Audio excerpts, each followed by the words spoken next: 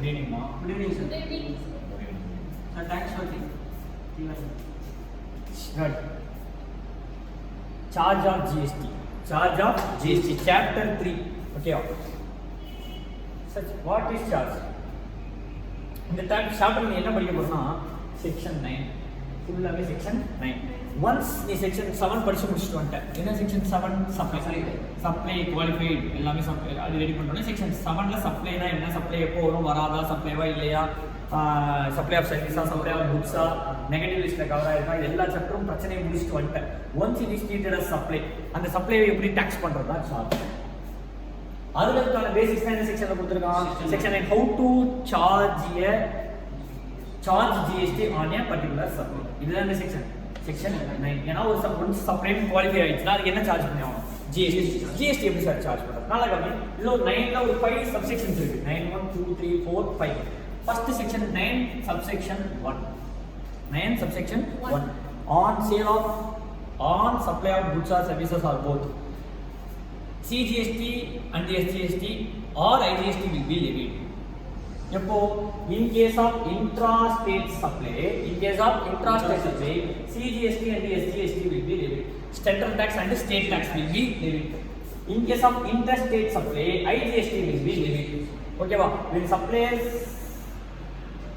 selling goods to the customer or dealer, யாருக்கோ ஒரு விற்கிறான் அப்படின்னு வச்சுக்கா, இவன் supplier of the goods ah even recipient of the goods who has to pay GST supplier நல்லா கொஞ்சம் recipient தான் பே பண்ண போறான் கவர்மெண்ட்க்கு ரெமிட் பண்றதோட டியூட்டி யார்ட்ட இருக்கு சப்ளையர் என்ன பண்றான் இப்ப 10000 ரூபாய்க்கு குட்ஸ் விக்கணும்னா 10000 பில் போட்டுருவான் 10000 க்கு 10% GST 1000 ஆட் பண்ணிடுவான் 11000 டோட்டல் வேல்யூ 11000 கஷ்டப்பட்டு கலெக்ட் பண்ணி 10000 அவன் பாக்கெட்டுக்கும் 1000 ரூபாய் கவர்மெண்ட்க்கு கட்டணும் இது யாரோட டியூட்டி சப்ளையரோட டியூட்டி கரெக்ட்டா இப்போ சப்ளையர் GST சார்ஜ் பண்ணி கவர்மெண்ட் ரெமிட் பண்ற வர்க்க வச்சிருக்கான் அப்படினா the charge mechanism is called forward charge mechanism அந்த மெக்கானிசம் பேர் என்ன forward charge mechanism ஓகே எப்பவுமே நார்மல் டிரான்சாக்ஷன்ல யார் டாக்ஸ் பே பண்ணுவாங்க சப்ளையர் யார் டாக்ஸ் பே பண்றான் ஒரிஜினல் டாக்ஸ் பர்டன் யார்ட்ட இருக்கு tax burden shifted to recipient dealer ஓட விக்கிறானா dealer 1 dealer 2 dealer 3 at the end யார் பேர் பண்ணுவான் யார் கன்சியூம் பண்றானோ அவன் தான் என்ன பண்ணுவான்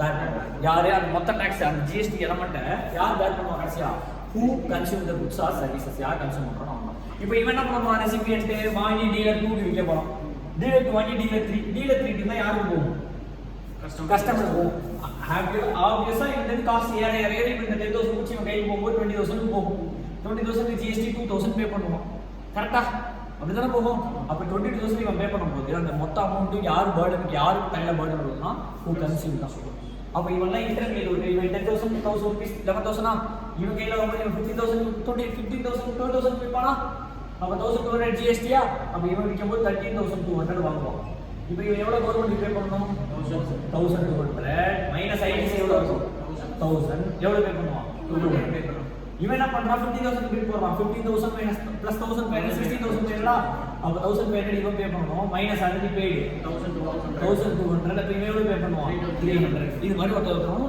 GST பே பண்ணிட்டே போவான் கடைசில இந்த எல்லா GST யாருக்கு பர்டனா ஷிஃப்ட் ஆகுது கன்சியூமர் இவனா வந்து 200 இவனா பே பண்றான் இவன் பே பண்றான் ஆனா யாருக்கு கலெக்ட் பண்றான் டீலர் வந்து கலெக்ட் பண்ணிட்டான் டீலர் 1200 வாங்கிட்டான் ஆல்ரெடி இவன் பே பண்ண 1000 இருக்குதுனால ரிமைனிங் 200 மட்டும் பே பண்றான் புரியுதானே ஆபீஸா எந்த டீலரும் பர்டன் எடுத்துக்கவே மாட்டான் பிளஸ் GST கலெக்ட் பண்ணி இந்த GST யாருக்கு கொடுத்தோம் கவர்மெண்ட் அந்த GST அவன் பாக்கெட்ல போட்டாதான் அது பேர் ஃப்ராட் அந்த GST அவன்கிட்ட கஸ்டமர்ல இருந்து கலெக்ட் பண்ணிட்டு அது சேல காட்டாம அவன் பாக்கெட்டுக்குள்ள அந்த காசை போட்டுட்டானா தான் என்னது ஃப்ராட் இப்போ இது மாதிரி தான் சிஸ்டம் பண்ணிட்டு as long as supplier GST charge பண்ணி supplier கவர்மெண்ட் கட்டிட்டு இருக்கானா அந்த சார்ஜ் பேர் என்ன charge forward charge supplier have to charge GST on all taxable supply of goods and services or both when he is registered a taxable person na yaar a person who is registered or who is liable to be registered under GST அவன் தான் யாரு taxable person இது section 9 subsection 1 என்ன charge forward charge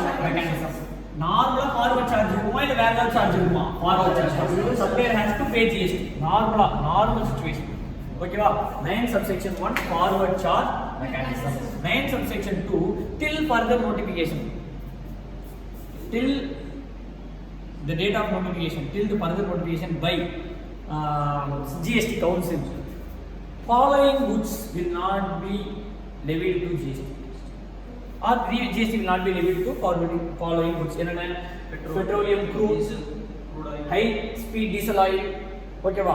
அப்புறம் crude oil, aviation fuel, இது மாதிரி fuel இதெல்லாத்துக்கும் என்ன வராதுன்னு தான் GST. இது எல்லாமே crude குடும்பம். crude, petrol, diesel, aviation, turbine fuel இது எல்லாமே crude ஓட குடும்பம். அந்த diesel petrol குடும்பம். ஓகேவா? high speed oil, motor speedனா petrol.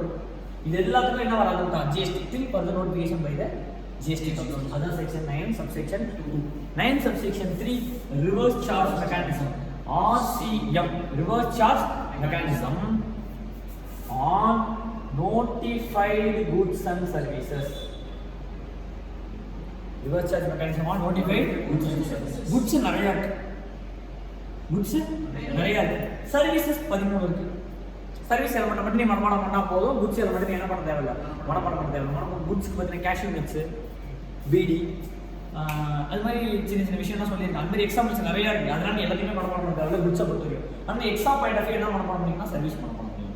அப்போது 9 என்னது reverse charge mechanism. Reverse charge mechanism supplier இருக்கான், ரெசிபியன்ட் இருக்கான். யார் டாக்ஸ் கட்டணும்? ஆர்லாம் சப்ளையர் டாக்ஸ் கட்டணும், forward charge. Recipient tax pay பண்ணணும். சார் எது சார் ஆர்சிஎம்ன்ற ஒரு கான்செப்ட் கவர்மெண்ட் இம்ப்ளிமெண்ட் பண்ணியிருக்கான். It is a tool for government to easily collect the tax. RCM is basically a tool for government to easily collect the tax. Sir, ஒரு கம்பெனிட்ட இருந்து tax வாங்குறது ஈஸியா இல்ல ஒரு லாரி காரன்ட்ட இருந்து டாக்ஸ் வாங்குறது ஈஸியா? அப்போ கம்பெனி ரெசிபியண்டா இருக்கான், இந்த பக்கம் லாரி காரன் இருக்கான். லாரி காரன் தான் டாக்ஸ் கட்டணும். ஆனா இவன் வாங்குறதோட இவன் வாங்குறது ஈஸி. நீ டாக்ஸ் கட்டிடுன்னு சொல்றான். அவனுக்கு மேல நீ கவர்மெண்ட் வாங்கி டாக்ஸ் கட்டிட்டு அந்த டாக்ஸ் நீ என்னவா எடுத்துக்கோ, ஐடிசி போல எடுத்துக்கோ. அப்போ டாக்ஸ் பே பண்ற பர்டனை சப்ளைல இருந்து ரெசிபியன்ட்க்கு ஷிஃப்ட் பண்றான். எதுக்கு? கவர்மெண்ட் ஈஸியா டாக்ஸ் வரணும்னு. அது மாதிரி ஷிஃப்ட் பண்ணா அது பேர் தான் என்னது? RCM, reverse charge mechanism. Basically a tool for government to easily collect the tax. ஒரு லாரிக்காரனா கவர்மெண்ட், சாரி லாரிக்காரனா கம்பெனி. ஓலா டிரைவரா ஓலா உட்காந்துட்டு போறோம்னா ஓலா கம்பெனியா எவ்வளவு யூஸ் பண்ணி அப்போ ஓலா கம்பெனி தான் டாக்ஸ் கட்டணும். Aggregator service. சொமேட்டோ பைக்ல வரணும்னா அந்த சொமேட்டோல வாங்கி நம்ம திங்கிற நம்பலாம். சொமேட்டோ ஏன்னா அவன் தான் எல்லா டேட்டா கொடுக்கும், அவன்கிட்ட வாங்குறது தான் ஈஸி. அப்போ அவன் தான் டாக்ஸ் கொடுக்கணும். அப்போ இதுதான் என்ன concept? RCM. Where recipient have to pay GST. ஓகேவா? ஆனா யார் பே? இவன் பே பண்றதுக்கு பதிலா இவன் பே பண்ணுவான். ஆக்சுவலி நீ இவன்ட்ட கொடுத்து இவன் கட்டுறதுக்கு பதிலா இவன் ஒழுங்கா கட்ட மாட்டான், இவன் ஈஸியா வாங்க முடியாதுன்றதுனால நீ கொடுக்க வேணாம், நானே உனக்கு பதிலாக என்ன பண்ணி வந்துடுவான், கவர்மெண்ட்ல கட்டிடுவாங்க. யாரு? ரெசிபியன்ட்டே கவர்மெண்ட்ல டாக்ஸ் கட்டணும். இப்போ நார்மலாக 10,000 ரூபா பில் கேட்கறான்னு வச்சுக்கோ. 10,000 ரூபாய் 10% ஜிஎஸ்டினா 1000 ருபீஸா? அப்போ டோட்டலாக எவ்வளோ? 11,000. இவன் என்ன பண்ணுவோம்? 10,000 ரூபாய் மட்டும் சப்ளையர் கொடுத்துட்டு இந்த 1000 ரூபாய் ரிவர்ஸ் சார்ஜ் மெக்கானிசம் சொல்லி அவன் டேரக்டாக டாக்ஸ் கட்டிடுவான். கட்டிட்டு 1000 ரூபாய் அவனே என்னவா எடுத்துப்பான்? கிரெடிட். ஆக்சுவலாக இது 1000 ரூபாய் இவன்ட்ட கொடுத்துருக்கணும், 11,000 ரூபாய் இவன்ட்ட கொடுத்துருக்கணும். இவன் 1000 ரூபாய் கவர்மெண்ட்ல கட்டிருக்கணும். அதை இவன் என்னவா எடுத்துக்கணும்? ஐடிசி எடுத்துக்கணும். அந்த இவன்ட்ட கொடுத்தா கட்டுறதுக்கு லேட் ஆகும், இல்லை கவர்மெண்ட் ஒழுங்கா வந்து சேராதுன்றதுனால நீயே கட்டு ராஜான்றதான். அப்ப இவனே 1000 rupees பே பண்ணி இவனே 1000 rupees என்ன பண்ண சொல்லிடுறான்? சொல்றது புரியுதா ராஜா? இது என்ன charge? Reverse charge mechanism. 9 subsection 3. 9 subsection 4. Supply from an unregistered person will attract RCM. Supply from an unregistered person நீ வாங்குனீனா, அவன் unregistered person அவனால GST சார்ஜ் பண்ண முடியுமா? முடியாது. அவன்கிட்ட நீ குட்ஸ் வாங்குனீனா நீ GST கட்டிடு. அண்டர் என்ன மெக்கானிசம்? நாங்க ரெசிபியன்ட்டா நீனே டாக்ஸ் கட்டிடு. அவனுக்கு பதிலா கட்டிட்டு நீனே என்ன பண்ணிடு? ஐடிசியா எடுத்துக்கோ. அப்போ கிட்டத்தட்ட அன்ரெஜிஸ்டர்ட் பர்சனா இருந்தாலும் சரி, ரெஜிஸ்டர்ட் பர்சனா கவர்மெண்ட்டுக்கு என்ன வந்துடணும்னு பார்க்குறான், ஜிஎஸ்டி வந்துடணும்னு பார்க்குறான். அப்போ யோசிப்பாரு, இப்போ நான் வீட்டில் இருக்கேன், நான் போய் ஒரு மாவு கடையில் ஒரு பாட்டிகிட்ட மாவு வாங்கிட்டு வரேன். அந்த பாட்டி மாவு கடை பாட்டி ரெஜிஸ்டர் பண்ணியிருக்காது. நான் அதுக்கு நான் கவர்மெண்ட் ஜிஎஸ்டி கட்ட தேவையில்லை. ஏன்னா நான் வந்துட்டு கோர்ஸ் ஆஃப் பிஸ்னஸாக பர்தரன்ஸ் ஆஃப் பிஸ்னஸ் கிடையாது. அதுவே நான் ஒரு இப்போ முருகன் இட்லி கடை ஹோட்டல் வச்சிருக்கேன். நான் போயிட்டு இப்போ ஒரு பாட்டிகிட்டேருந்து மாவு வாங்கிட்டு வரேன். இப்போ முருகன் இட்லி கடை ரெஜிஸ்டர்ட் பர்சன்ல நான் ஃபர்ஸ்ட் லைன் சொன்னேன், in course of business not in course of business ஒரு போட தெரியுமா? Forward charge, reverse charge, ITC வரும். அப்போ அந்த பாட்டிக்கு ரெஜிஸ்ட்ரேஷன் கிடையாது. நான் registered person in course of பிஸ்னஸ்க்கு நான் வாங்கினா நான் என்ன சார்ஜ் டாக்ஸ் பே பண்ணி ஆகணும். ஆர்சி பே பண்ணிட்டு நானே என்ன பண்ணி ஆகணும்? ஐடிசி. ஆக்சுவலாக அந்த பார்ட்டி மட்டும் ஜிஎஸ்டி வாங்கி கவர்மெண்ட் கட்டுற மாதிரி. எதுக்கு நான் லிங்க் விட்டு போயிடக்கூடாதுன்னு. ஏன்னா ஒரு யூஆர் ஒரு அன்ரிஜிஸ்டர்ட் பர்சன் உள்ள வந்தோம்னா லிங்க் விட்டு போயிடும்.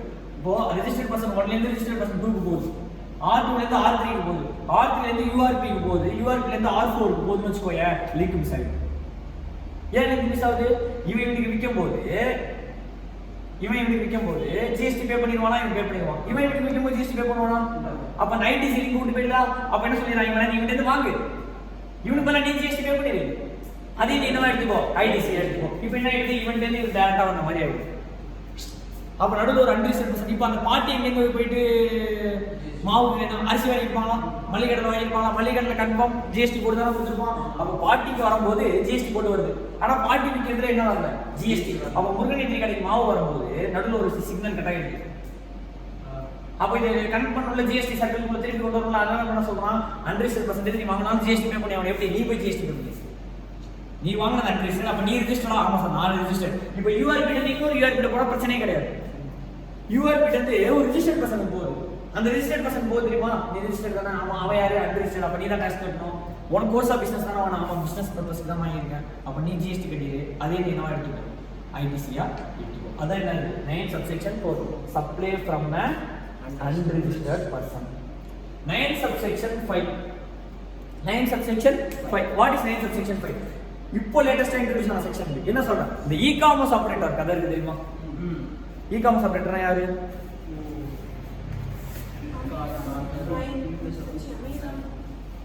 நல்லா கவனி.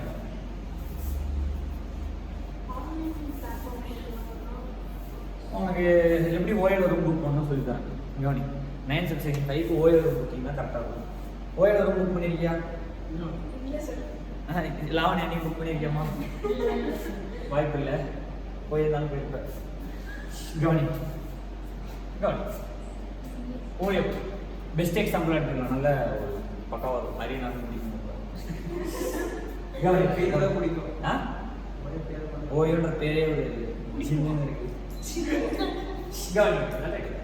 இப்போ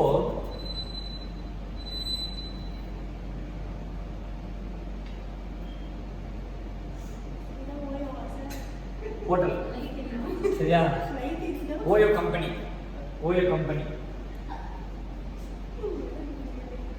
சரியா, 2 பேரும் ஹோட்டல் போய் ரூம் புக் பண்றாங்க. நல்லா கவனி. இப்போ இவங்க ஆன்லைன் ஆப்ல புக் பண்ணிட்டாங்க room. per day inclusive of night ₹800. ஓகேவா, டே அண்ட் நைட் புக் பண்ணிட்டாங்க. ஒரு ஃபுல் 24 hours புக் பண்ணிட்டாங்க.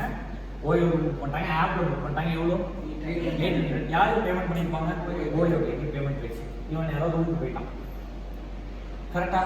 ஓயோக்கு இந்த ரூம் காரங்களுக்கு ஓயோலேருந்து இன்ஸ்ட்ரக்ஷன் வந்துருக்கும். இந்த மாதிரி உங்கள் ரூமுக்கு இந்த டைம் புக்கிங் வந்திருக்கு அப்படின்னு சொல்லி இன்ஸ்ட்ரக்ஷன் வந்திருக்கும். இவங்க 2 பேரும் ரூமுக்கு போயிட்டாங்க. Transactions completed. டிரான்சாக்ஷன் தான் கம்ப்ளீட்டட் சொன்னேன். இப்போ இதுல உள்ள ஜிஎஸ்டி எலிமெண்ட் தான் நீ பார்க்கணும். சரியா, அங்க என்ன நினைச்சு பார்க்க கூடாது. கவனி. இப்போ இங்க இவனுக்கு பேமெண்ட் போச்சா? இப்போ ஓயோ காரன் கையில ₹700 பணம் இருக்கு. யார் கையில? ஓயோ கையில ₹700 பணம் இருக்கு. இப்போ இந்த ₹800க்கு எப்படி சார் ஜிஎஸ்டி டிரான்சாக்ஷன் நடக்கும்? நல்லா கவனி. அஸ்யூம் இவன் ரெஜிஸ்டர்ட். அஸ்யூம் இவன் ரெஜிஸ்டர்ட். ஓயோ 10% கமிஷன் சார்ஜ் பண்றான்னு வச்சுக்கோ. சரி, 20% இவ்வளோ வச்சுக்கலாம். 20% கமிஷன் சார்ஜ் பண்றான்னு வச்சுக்கோ. இப்போ ஓயோ பில் ரைஸ் பண்ணிருக்கும் போது 800 இவன் பே பண்ணால. இப்போ 800 + ஜிஎஸ்டின்னு வச்சுக்கோங்க. 800 + ₹80 பில் கொடுத்துருப்பாங்களா? 880. அப்போ 880 மொத்தமாக பேமெண்ட் பண்ணியிருப்பாங்க. 800 ஃபார் ரூம், ₹80 ஃபார் ஜிஎஸ்டி. டோட்டலாக எவ்வளோ பே பண்ணியிருக்காங்க? 880. இப்போ இவன் கையில் யாருக்கு 880 பணம் இருக்கு? ஓயோ ரூம் கையில் 880. ஓயோ கரண்ட்டாக 880 பணம் இருக்கு. இவன் என்ன பண்ணுவான்? ஃபர்ஸ்ட் இந்த 880 இவனுக்கு அனுப்பிட மாட்டான். இந்த 880 actually payable to the room வச்சுக்கோ. இவனுக்கு ஒரு கமிஷன் இருக்கு தெரியுமா? இவனுக்கு என்ன கமிஷன்? இவனுக்கு ஒரு கமிஷன். யாருக்கு? ஓயோ கமிஷன் இருக்கு. என்னது? ஒரு டிரான்சாக்ஷன் முடிச்சு கொடுத்தா ₹200 கமிஷன் ஆர் 20% கமிஷன் வச்சுக்கோ. இப்போ புக்கிங் வாங்கி கொடுத்தால இவனுக்கு எவ்வளவு கமிஷன்? 20% கமிஷன். சே ₹160 கமிஷன். ₹160 கமிஷனுக்கு 10% ஜிஎஸ்டி போட்டா எவ்வளவு? ₹16. அப்ப எவ்வளவு வருது? ₹176 வருது. அப்போ இந்த 880ல இவனோட காசு எவ்வளவு? அப்போ அந்த 176 மைனஸ் பண்ணிடுவோம். 880. இப்போ 880 இவனுக்கு இவன் கொடுத்துட்டான்னு வச்சுக்கோ. இவனுக்கு எவ்வளவு கொடுக்கணும்? 176 கொடுக்கணும். ஏன்னா இவன் புக்கிங் அப்படியே இவன்கிட்ட கொடுத்துட்டான்னா இவனுக்கு கமிஷன் புக் பண்ணதுக்கு எவ்வளவு கொடுக்கணும்? 176. அப்போ நெட்டா 880 மைனஸ் 176 தான் அவன் கையில ஹேண்ட் ஓவர் பண்ணுவோம்.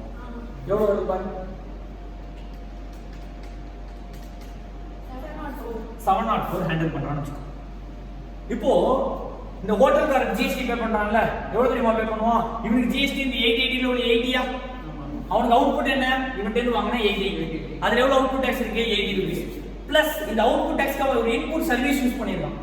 யார் அதான் ஓயோல இருந்து ஒரு இன்புட் சர்வீஸ் யாரு கமிஷன் ஏஜென்ட். அவன் கமிஷன் ஏஜென்ட் எவ்வளவு வாங்கினா 160 rupees. அதுல எவ்வளவு ஜிஎஸ்டி பே பண்ணிருக்கான் 60. அப்ப 80 ஜிஎஸ்டி ல 16 ஆல்ரெடி பெய்ட். ரிமைனிங் எவ்வளவு 64 இவன் கவர்மெண்ட் ரெமிட் பண்ணுவான்.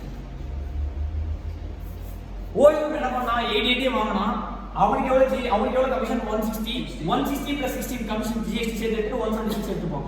ஓயோ காரன் 16 யாருக்கு கொடுத்துவான் கவர்மெண்ட் ஜிஎஸ்டி கொடுத்துவான். யார் ரெஜிஸ்டர்டா இருந்தா ஹோட்டல்காரன் ரெஜிஸ்டர்டா இருந்தா. இப்போ நான் இதே क्वेश्चन வேற ஒரு எக்ஸாம்பிள் சொல்றேன், சொல்றியா? அசியூம் 5 நாள் ஸ்டே போறாங்க, சரியா? ரெண்டு பேரும் 5 நாள் புக்கிங் வேல்யூ 10,000. 5 நாள் புக்கிங் வேல்யூ 10,000. அதே சேம் 10% கமிஷன் வச்சுக்கோ, 10% ஜிஎஸ்டி வச்சுக்கோ. இப்போ இவன் 10,000 plus ஜிஎஸ்டி வந்து கொடுத்துருப்பாங்களா? 10,000 plus ஜிஎஸ்டி எவ்வளவு 11,000. யாருக்கு இருக்கும்? ஓயோ அக்கௌண்ட்ல இருக்கும். 11,000 அப்படியே ஒரு ரூம்ல கொடுத்துற மாட்டான். அவனுக்கு ஒரு கமிஷன் வருமா, அந்த கமிஷனுக்கு ஒரு ஜிஎஸ்டி வருமா, அது ரெண்டு சேர்த்து மைனஸ் பண்ணி கொடுப்பான். ஆக்சுவலா இந்த 11,000 இவன் கிட்ட கொடுத்துறணும், அந்த 11,000 இவன் கிட்ட கொடுத்துறணும். இவன் கமிஷன் பிளஸ் ஜிஎஸ்டி இவன் கிட்ட வாங்கணும். அதுக்கு என்ன பண்ணிடுவான், இவனே கமிஷனை மைனஸ் பண்ணிட்டு மிச்சம் அமௌண்ட் கொடுப்பான். நான் சொல்றது புரியுதா ராஜா? இவனுக்கு 11,000 கொடுக்கணும். ஏன்னா இவன் தானே சங்க போறான், இவன் தானே சர்வீஸ் பண்றான். அப்ப இவன் 11,000 இங்க கொடுக்குறது போல இங்க கொடுத்துட்டான், அவ்வளவுதானே? அந்த 11,000 இவன் இங்க கொடுத்துடணும். இவன் என்ன பண்ணுவான், ஒரு பில் ரைஸ் பண்ணுவானா? என்ன பில்லு? என்னோட கமிஷன் போடுறான். 11,000 எத்தனை பர்சன்ட் கமிஷன்? 10% கமிஷன். அப்ப 10,000 10% கமிஷனா 1,000 rupees கமிஷன் போடுவானா? அப்ப 1,000 rupees கமிஷன் போடுவோம் ஒரு கணக்கு. அந்த 1,000க்கு என்ன பே பண்ணணும்? ஜிஎஸ்டி. அவன் கமிஷன் சர்வீஸ் பில் அனுப்புவான், ஓயோ பில் அனுப்புவான். இவன் அவன் 1,000 rupees கமிஷன் சர்வீஸ் பண்ணிருக்கேன் பிளஸ் ஜிஎஸ்டி 100. எவ்வளவு பே பண்ணு? 1,100.